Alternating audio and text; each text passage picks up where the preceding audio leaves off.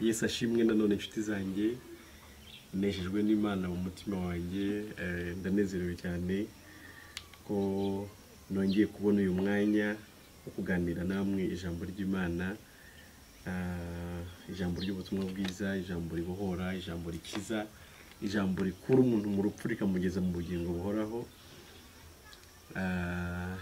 Ndabizi ko namwe mu by'ukuri bitaba biboroheye kubona umwanya wo gukurikira ijambo ry'Imana hashingiye no ku bindi muba murimo, ariko twabishimira Imana cyane ko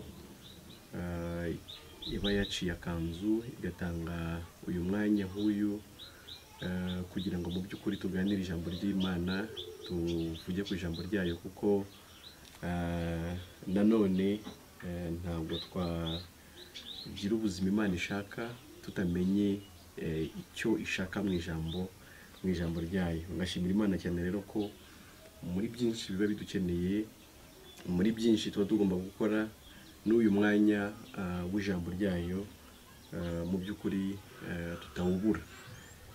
Ariko namwe ndabashimira ko mu by'ukuri muba mwashimye ko mwakurikira ibiganiro byacu, kuko hari byinshi nanone biba biri ku mbuga nkoranyambaga abantu bakurikira, ariko wowe uhitamo ko wakurikirana channel yacu kugira ngo umenye ukuri tuvuga mu ijambo ry'Imana, mu by'ukuri nawe turagushimiye cyane, turagushimiye kandi tukavuga tuti umuhati wawe ntabwo ari ubusa.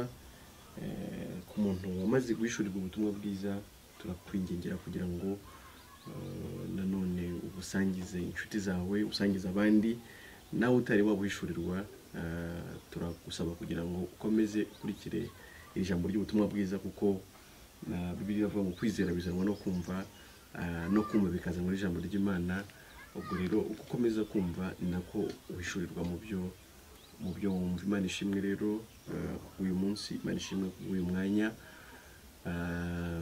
Ntabwo ndi butinde cyane, reka dusoma amagambo make aba mu Baroma, igice cya mbere. Ndumva turasoma umurongo wa 16 n'uwa 17.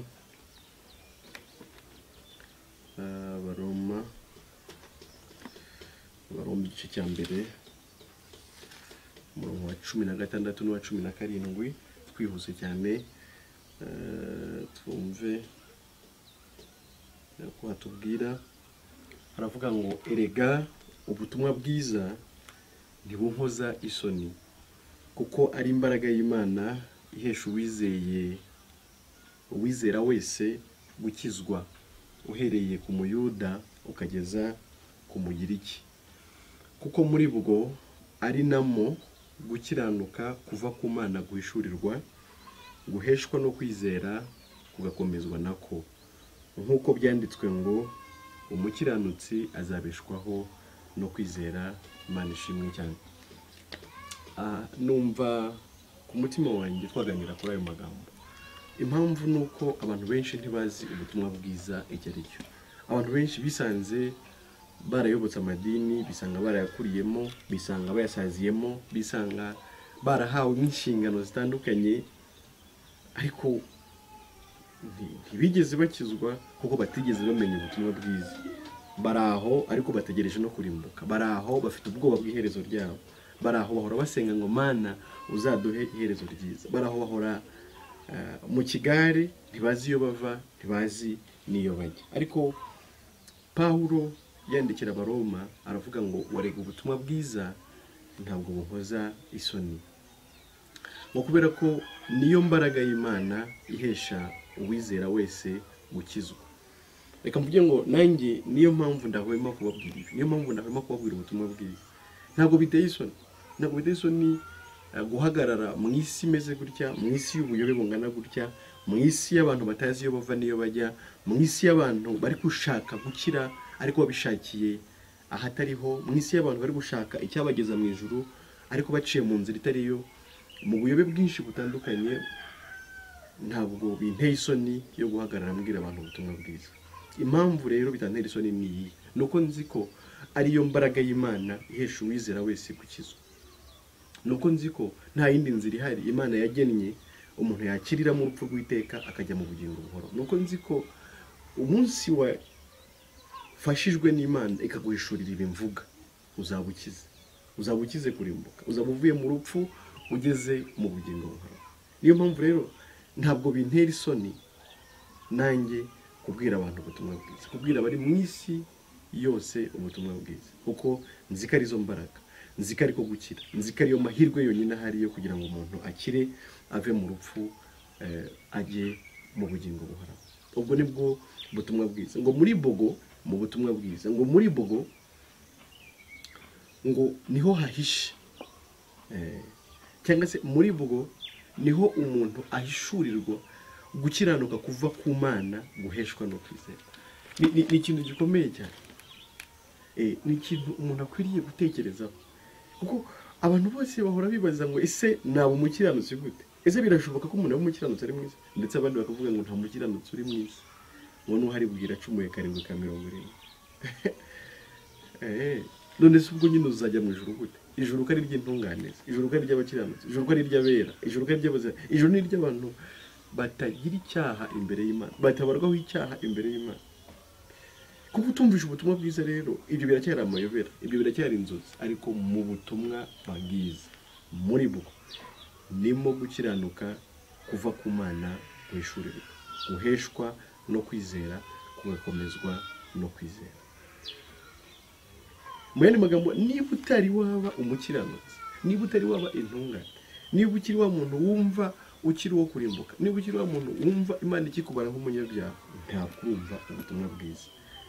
Hadashingiye ku myaka umaze mu idini, hadashingiye ku nshingano baguhaye, hadashingiye ko wiyiriza ubusa kunasenga cyane, hadashingiye ko utanga icya 10 n'amaturo, ntabwo wari wumva ubutumwa bwiza, ntabwo wari wizera ubutumwa bwiza.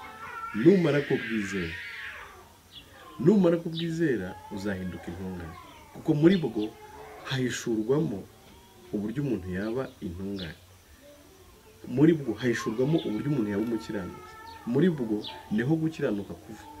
Nyine kuko utaraba umukiranutsi nturumva ubutumwa bwiza, nubwumva ukabwizera uzahinduka umukiranutsi. Ngiyi impamvu kubabwira ubutumwa bwiza bitadukoze isoni, ngiyi impamvu tutarambirwa, ngiyi impamvu tudacika intege, ngiyi impamvu twemera gukora ibyo dukora, no kugira ngo ahari nawe uyu munsi niwumva ijwi ry'Imana ntiwinangire umutima, no kugira ngo uyu munsi ahari nawe uve mu rupfu ugere mu bugingo buhoraho. Nta yindi misiyo Imana yaduhaye, nta yindi misiyo dufite. Bamwe n'ubu bavuga ngo ni abahanuzi, ngo ndetse ku rwego rwa Afurika yose ngo nta bahanuzi babaruta.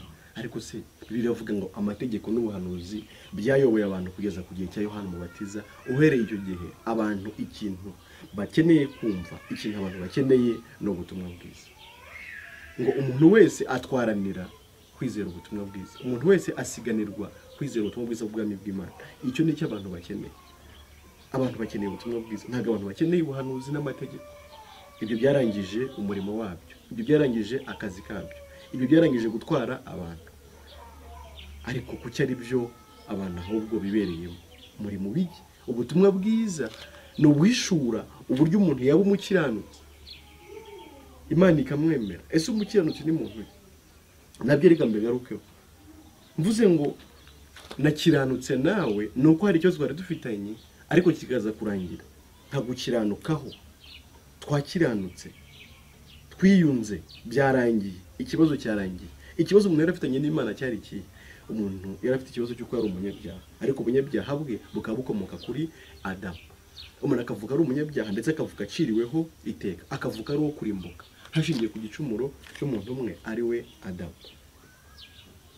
Hanyuma se cyakemutse gute? Cyakemutse ubwo Yesu yazaga mu isi akishyiraho ubunyabyaha bwanjye, akishyiraho ubunyabyaha bwawe, akemera no kubuzira, agahanwa igihano twagombaga guhana, akadukiranura n'Imana, agapfa urupfu rungana n'urupfu rw'iteka twagombaga kuzapfa, kuko ibihembo by'ibyaha ni urupfu, agahembwa igihembo cyacu aricyo cy'urupfu rw'iteka. nubwo we yarupfuye mu minsi 3 akarurangiza. Umubabaro wanjye wose ari kuzababazwa wakababazwa mu minsi 3 akawurangiza. Ngicyo igihano Yesu yahanwe kugira ngo akiranure n'Imana. Imana ntishobora kundimbura, Imana ntishobora kumpana, kandi yarahannye undi, yaramwishyuje, yishyuje ideni nari mbereye mu Imana. Yesu yararyishyuye, nta kibazo ngifitanye n'Imana, ndi umukiranutsi ku Mana, nta cyaha Imana ikimbaraho. Byose ari inkomoko yanjye mbi yo kuri Adamu, ari n'imbuto zayo zose, ibyo Yesu yabyishyizeho. Yesu yarabihaniwe kugira ngo ngewe nawe Imana ntizaduhane. Nukuri nta kibazo ngifitanye n'Imana. Biravuga ngo nuko rero abari muri Kristo Yesu nta teka bazacirwaho, nta teka nshobora gucirwaho. Ibyo nari gucirwaho ni Yesu wariciriwe. Tukabiririmba, tukabicuranga, ariko ntitubyumve. Indirimbo y'ijana na 20 abantu benshi baririmba ngo Uwiteka umucamanza iyo ambonyeho amaraso ntacira urubanza rubi, ahubwo anyita umukiranutsi. None se nigute utariwe kandi? Nigute uyindukira uvuga nta mukiranutsi uhari? Impamvu nuko ubishakira mu mirimo yawe. Yesaya yabivuze neza, Isaya 34:5 yaravuze ngo twese twahindutse abanduye, ngo nibyo twagerageje gukiranuka mu byose no gushwambagara buriho nibizinga imbere y'Imana. Ibyo bizinga rero nimba ari bishakiramo kwemerwa n'Imana ntibizigera bishoboka. Ibyo umuntu agerageza gukiranukamo mu ngeso ze, mu migendere, muri kamere ye, ni nko gushwambagara buriho nibizinga imbere y'Imana. Ibyo wibirebaho uko n'Imana ntiyabirebaho ngo ikwemere, ahubwo hari gukiranuka kuva ku Mana umuntu aheshwa no kwizera Yesu Kristo. Iryo niryo jambo ry'ubutumwa bwiza. Ibindi si ubutumwa bwiza, kuganurira kuzabona imodoka, kuzabona inzu, ngo Range Rover, ngo ama etage n'ibindi abantu mbona birirwa bahanurirwa, biteye isoni no kubivuga. Ibyo ntabwo ari bwo butumwa bwiza. Ibyo bifite izindi nzira biboneka, ibyo bifite izindi nzira binyuramo kugira ngo umuntu abibone. Ntabwo ari cyo Yesu yatuzanye. Yesu yaje kugira ngo umwizera ntarimbuke, ahubwo ahabwe ubugingo buhoraho. Bigeze bamuha amafaranga rimwe, hanyuma niwe wayabasabye, bari kumubaza ibijyanye n'imisoro, ariko arangije ndashaka kuvuga mu ikintu yavuze, ababwiye ati mumpereze igiceri. Arababaza ngo iyi shusho iriho ni yande? Ati ni ya Kayizari. Ati noneho rero iby'Imana mu b'Imana n'ibya Kayizari mu bya Kayizari. Ntabwo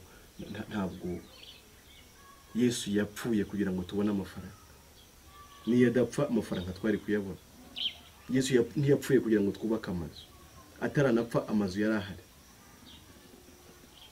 Ahubwo Yesu yapfuye kugira ngo wowe ntuzapfe urupfu rw'iteka, ahubwo uhabwe ubugingo buhoraho nk'igihembo cyo gukiranuka kwa Yesu, nkuko nawe yahawe urupfu nk'igihembo cyo gukiranirwa kwawe n'ingurane. Yahindutse icyaha ku bwawe kugira ngo nawe uhinduke umukiranutsi ku bwe.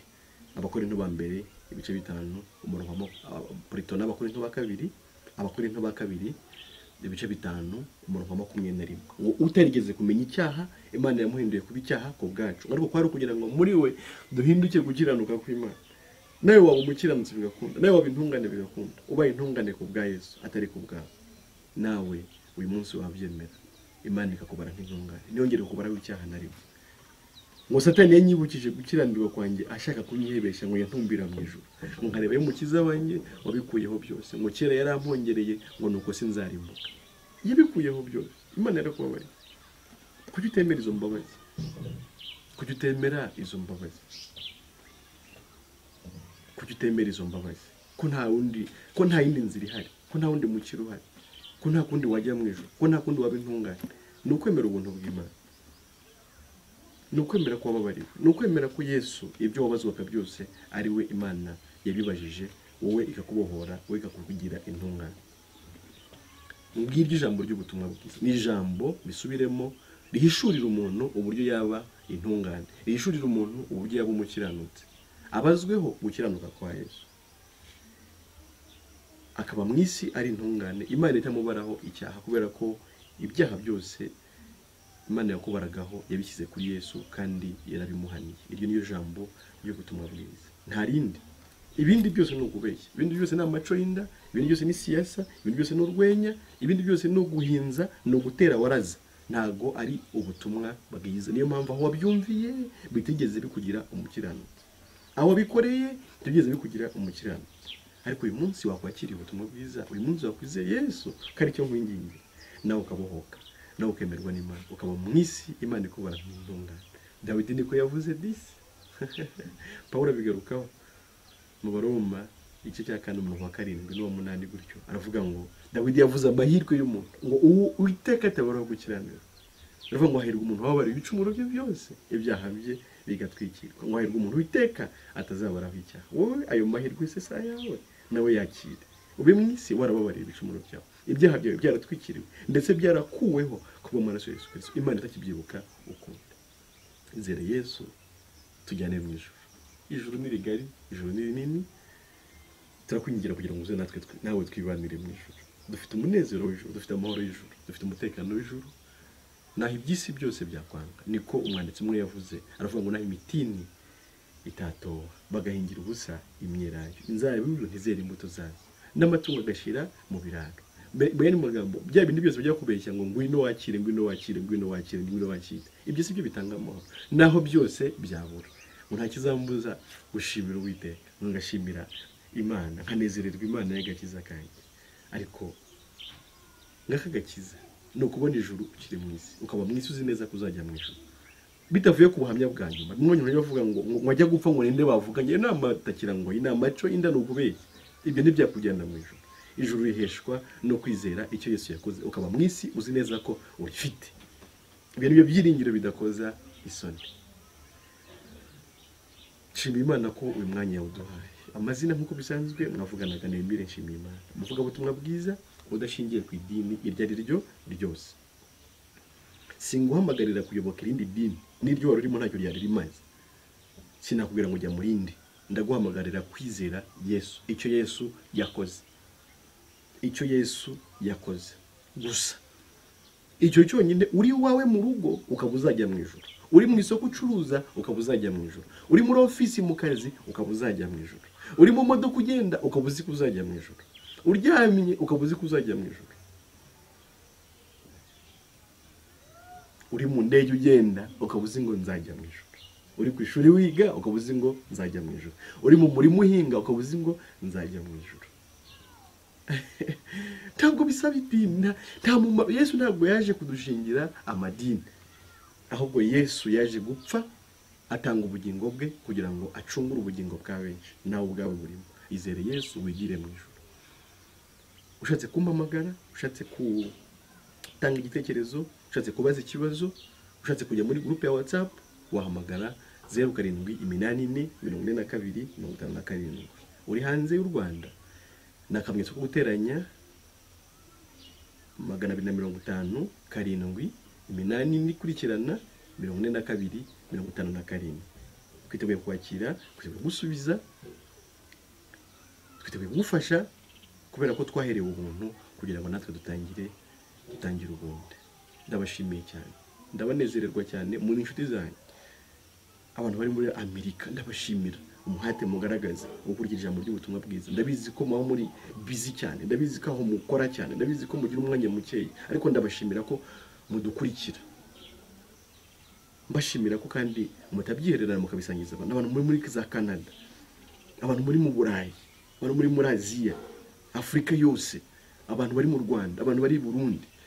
Mureke dukomeze kwamamaza ubutumwa bwiza, mureke tubeshyuze ibinyoma Satani ari kubeshya abantu mu madini hirya no hino, arimbura abantu kandi ababeshya ko bari kujya mu ijuru. Nta jambo na rimwe ry'ihumure rihaba. Nubwo rabwira ngo muzane ibi, mutangi bibamaririye. Ntabwo ijuru riva mu byo dutanga, ahubwo Yesu yatanze ubugingo bwe kugira ngo tubone ijuru. Imana ishimwe ku bwa Yesu, Imana ishimwe no ku bwanyu none iteka ryose. Amen.